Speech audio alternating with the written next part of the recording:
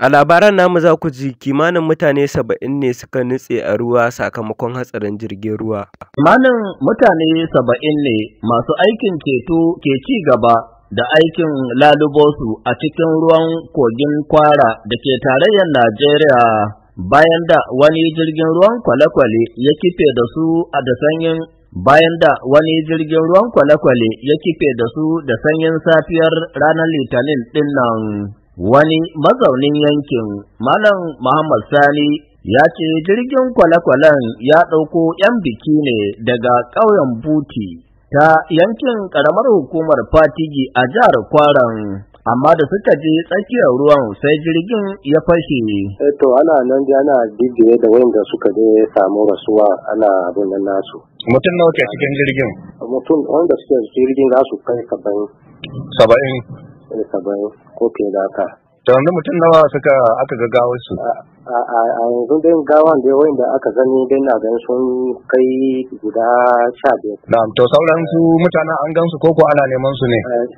Ana neman sauran ko kuma wanda suka tsira. A lokacin da na tuntuɓi babbar jami'ar hukumar bada agajin gaggawa ta Najeriya mai kula da jihohin Niger da Kwara, Hajiya Zainab Sa'idu, ta ce bata samu labarin lamarin ba, amma za ta tuntuɓi jami'ansu da ke jihar Kwaran.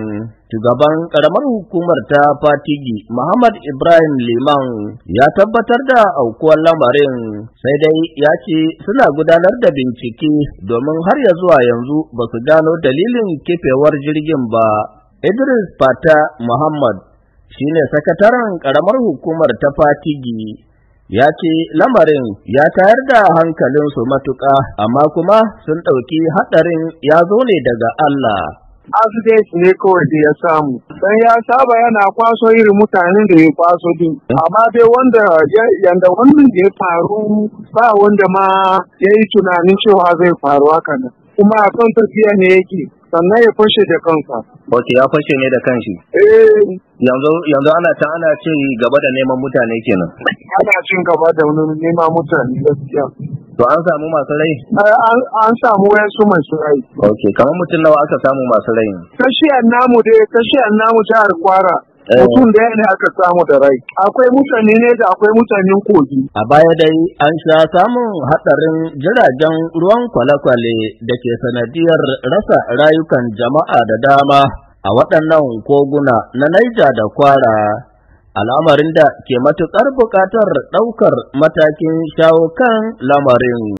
Masu sauraro kada dai ku manta ku danna mana subscribe kana ku danna mana ƙararrawa domin samun shirye-shiryenmu da zarar mun ɗora.